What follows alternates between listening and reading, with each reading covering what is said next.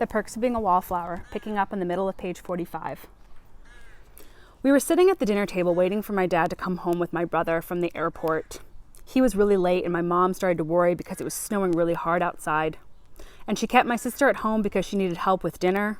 She wanted to be extra special for my brother and me because he was coming home and it was my birthday. But my sister just wanted to buy her boyfriend a present. She was in a really bad mood. She was feeling like those bratty girls in movies from the 1980s. And my mom kept saying, "Young lady," after every sentence. My dad finally called and said that because of the snow, my brother's plane was going to be very late. I just heard my mom's side of the discussion. "But it's Charlie's birthday dinner."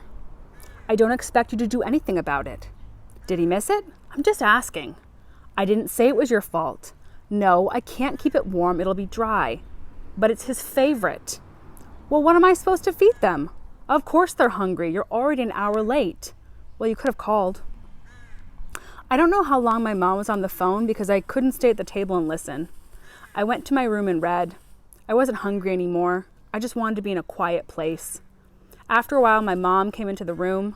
She said that my dad had called again and they should be home in 30 minutes. She asked me if anything was wrong, and I knew that she didn't mean my sister, and I knew that she didn't mean my dad fighting on the phone because that stuff just happens sometimes. She had just noticed I looked very sad today, and she didn't think it was my friends leaving because I looked okay yesterday when I came back from sledding. "Is it your Aunt Helen?" It was the way she said it that had me start feeling. "Please don't do this to yourself, Charlie."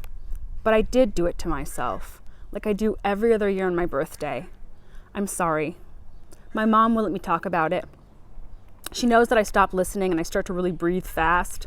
She covered my mouth and wiped my eyes. I calmed down enough to make it downstairs, and I calmed down enough to be glad when my brother came home. And we ate dinner and it wasn't too dry. Then we went outside to put up luminaria, which is an activity where all our neighbors fill brown paper bags with sand and line the streets with them. Then we stick a candle in the sand of each bag and we light the candles. It turns into a landing strip for Santa Claus.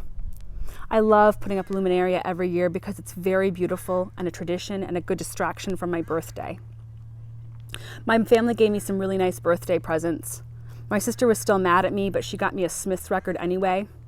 And my brother got me a poster signed by the whole football team. My dad gave me some records that my sister told him to buy, and my mom gave me some books she loved when she was a kid. One of them was Catcher in the Rye. I started reading my mom's copy from the place I left off in Bill's copy, and it made me not think about my birthday. All I thought about was I'm going to take my driver's test sometime soon. That was a pretty good thing to think about. And then I thought about my driver's education class this past semester. Mr. Smith, who was kind of short and smells funny, wouldn't let any of us turn on the radio as we rode around. There were also 2 sophomores, 1 boy and 1 girl, and they used to secretly touch each other's legs in the back seat when it was my turn. Then there was me. I wish I had a lot of stories to tell about driver's education class. Sure, there were these movies about death on the highway, and sure, there were police officers coming to talk to us, and sure, it was fun to get my learner's permit. But Mom and Dad said they didn't want me driving until I absolutely had to because insurance is so expensive. And I could never ask Sam to drive her pickup truck. I just couldn't. The next morning, Christmas started out nice. Dad liked his copy of MASH, and that made me so happy, especially when he told his own story about that night. He left out the part about him crying, but he winked at me, so I knew he remembered. Even the 2-hour drive to Ohio was actually okay for the first half, even though I had to sit on the hump in the back seat because my dad kept asking questions about college and my brother kept talking. He's dating one of those cheerleader girls who does flips during college games. Her name is Kelly. My dad was very interested in that.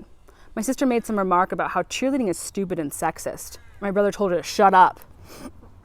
Kelly was majoring in philosophy. I asked my brother if Kelly was unconventionally beautiful. No, she's hot beautiful. And my sister started talking about how the way a woman looks is not the most important thing. I agreed. But then my brother started saying how my sister was just a bitchy dyke. Then my mom told my brother not to use such language in front of me, which was strange considering I'm probably the only one in the family with a gay friend. Maybe not, but only one who actually talks about it. I'm not sure. Regardless, my dad asked how my brother and Kelly met. My brother and Kelly met at a restaurant called Ye Old College Inn or something like that at Penn State. They supposedly have this famous dessert called grilled stickies. Anyway, Kelly was with her sorority sisters and they started to leave, and she dropped her book right in front of my brother and she kept walking. My brother said that although Kelly denies this, he's sure that she dropped the book on purpose. The leaves were in full bloom when he caught up with her in front of the video arcade. That's how he described it anyway. They spent the rest of the afternoon playing old video games like Donkey Kong and feeling nostalgic, which is, as a general statement, I found sad and sweet. I asked my brother if Kelly drank cocoa. Are you high? And once again, my mom asked my brother to not use such language in front of me, which was strange because I think I'm the only person who's ever been high in my family. Maybe also my brother. I'm not sure. Definitely not my sister. Then again, maybe my whole family has been high. We just don't tell each other these things. My sister spent the next 10 minutes denouncing the Greek system of sororities and fraternities. She kept telling stories of hazing and how kids have died before. Then she told me this one story about how she heard there was a sorority that made the new girls stand in their underwear and they circled their fat in red magic markers. My brother had had enough of my sister at that point. Bullshit! I still can't believe my brother swore in the car. And my dad or mom didn't do anything about it. I guess because he's in college now. My sister didn't care about the words. She just kept going. It's not bullshit, I heard it. Watch your mouth, young lady, my dad said from the front seat. Oh yeah? Where'd you hear about it? My brother asked. I heard it on national public radio, my sister said. Oh, Jesus. My brother has a very faux laugh. And my mom and dad looked like they were watching a tennis match through the windshield because they just kept shaking their heads. They didn't say anything. They didn't look back.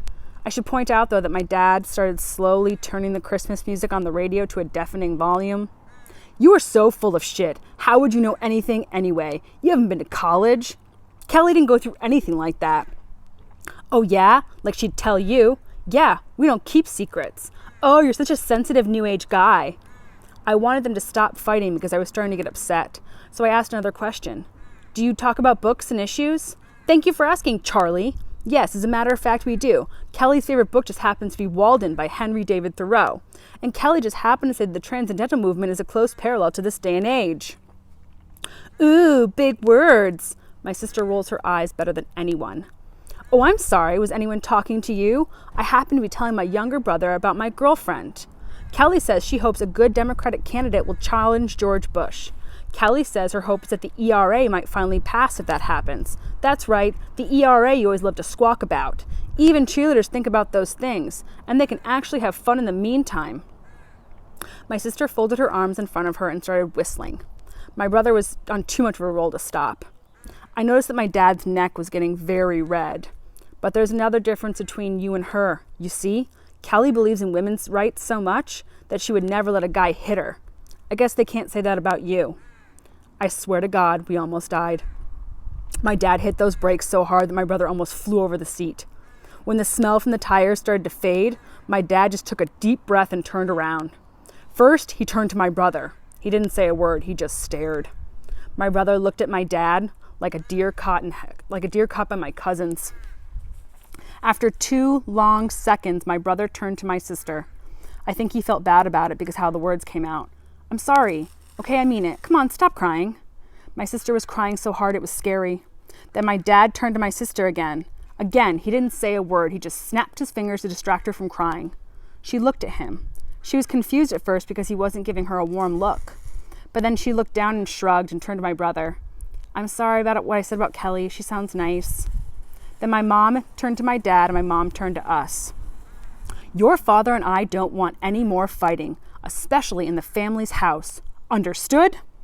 My mom and dad make a real team sometimes. It's amazing to watch. My brother and sister both nodded and looked down. Then my dad turned to me. Charlie? Yes, sir. It's important to say sir at moments like these. And if they ever call you by your first middle name combo, you better watch out, I'm telling you.